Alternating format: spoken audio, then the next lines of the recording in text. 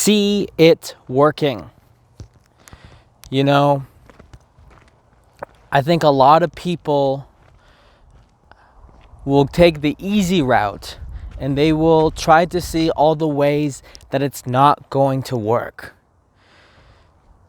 Because it is actually difficult to see how it's going to really work. That's actually the emotionally difficult thing to do. Why do you think most people automatically default to seeing all the ways that it's not going to work out? For whatever the endeavor is, starting a business, getting fit, running a YouTube channel that is going to get popular, whatever the fuck it is for you. It is the natural path of least resistance to see all the ways that's not going to work, to have that negative mindset. It takes real courage to really figure out how it's going to work, and also several ways how it's going to work. Because when you say it's going to work, then that's putting the accountability on you. That's putting the responsibility on you. That you're going to do whatever is required to make it happen.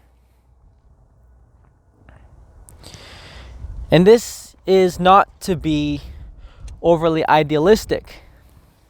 But in a sense, you kind of have to, because you literally are bringing an idea into reality that doesn't yet exist.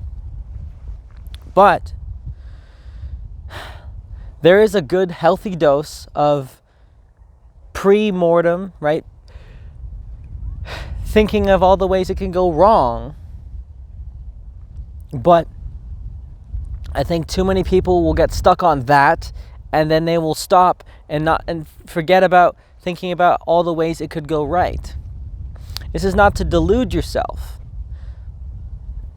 It's actually to ground yourself in reality as much as you can, as much as you possibly can, while at the same time figuring out how the hell am I going to actually make this work? What kind of character would I have to become to make this work? How much work would I have to put in every single day such that I am confident that it is going to actually work? How many hours a day will you have to commit? What sacrifices will you have to make?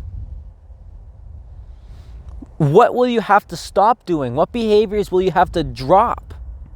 A lot of times it's not about what we have to do, it's what we have to stop doing. Because we have to stop distracting ourselves. There's so much distraction that we put ourselves through unconsciously. And we distract ourselves from even getting to sitting down and writing that book, or getting to sitting down and focusing on that business, or whatever it is.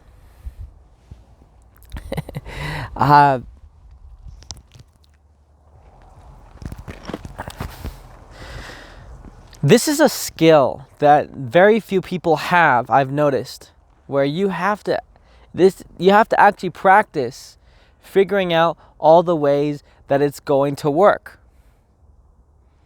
Have you noticed this, that very few people actually have this skill where they could just take any situation and they have a vision and they're going to figure out how to get from here to there, and they have their minds open to the possibility of it actually happening. That's the thing too. That's a sign of strength if your mind is that open. You have to actually open your mind enough to even believe that it could happen. You have to open your mind enough to the possibility that you have to change yourself.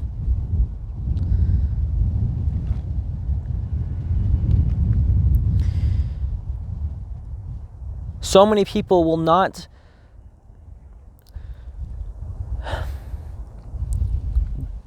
open their mind to these big visions because a lot of it entails is the fact that you have to grow to actualize that vision. You have to go outside of yourself, outside of your comfort zone.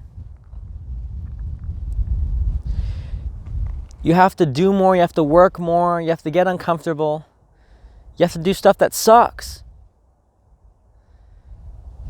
And the question is, how badly do you want it?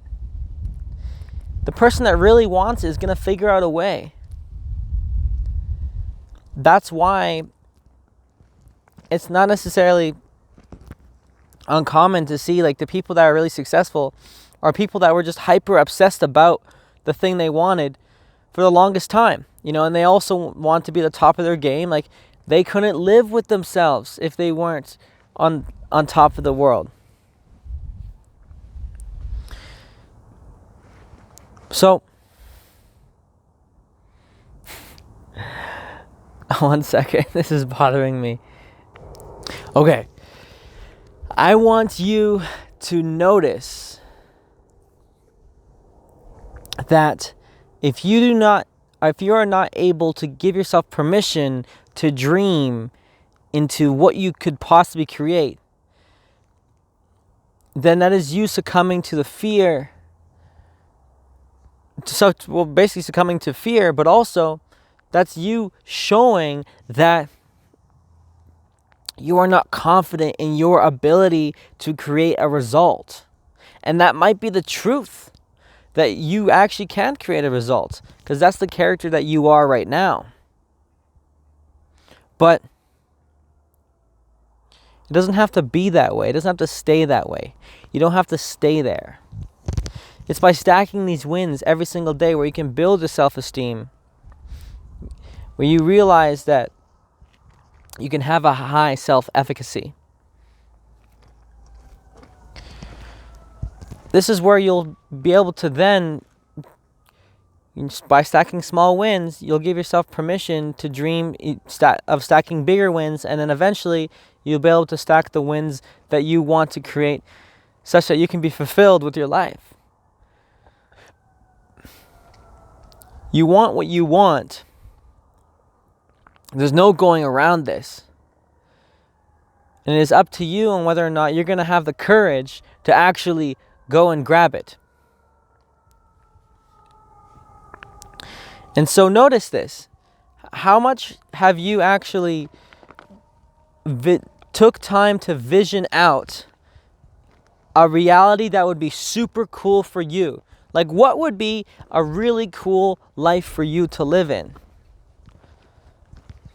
What would that be for you? That's your vision. What kind of individual do you need to create? And if you were that person, you would be proud. What's the person you admire being? How do you want to see reality? These are all results that you actually authentically want.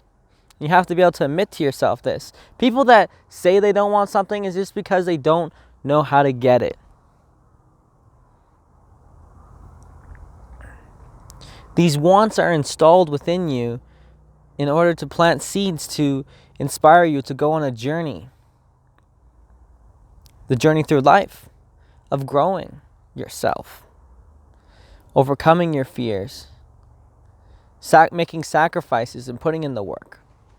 That's what you're called to do here. But do you have the courage to do that?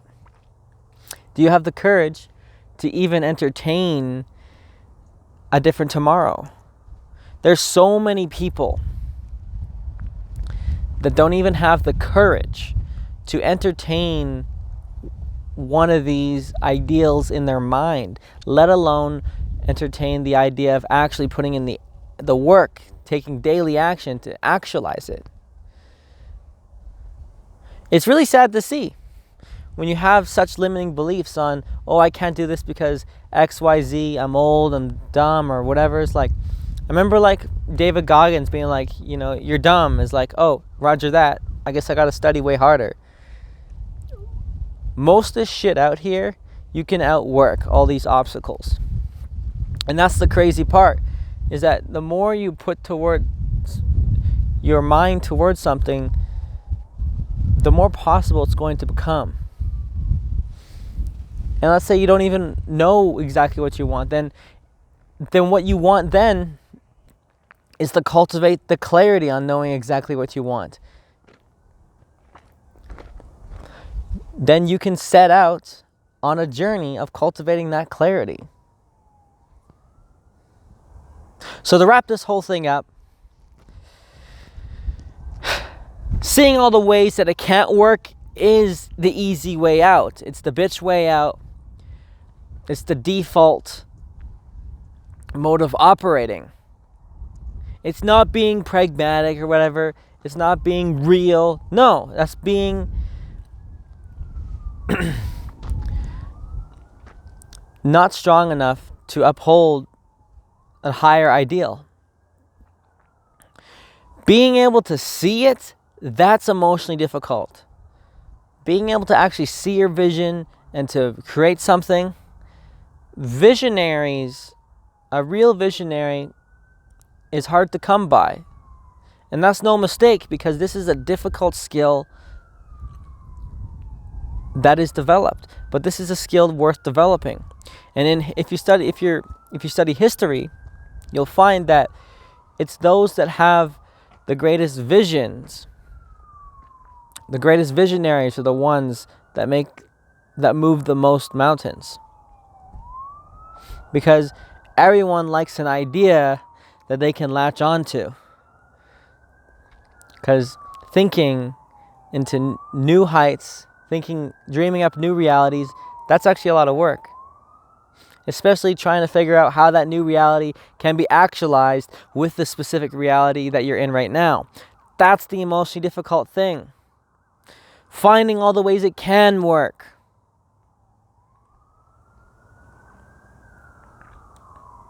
So before you talk yourself out of what you want, first find 50 ways you can talk yourself in how it's gonna work. Figure out dozens and dozens of ways how it's going to work. And when you can embody that mindset, when you can really have the courage to embody that mindset, you'll surprise yourself with what you can get. So with that, I'd like to thank you for watching, and I will see you in the next one.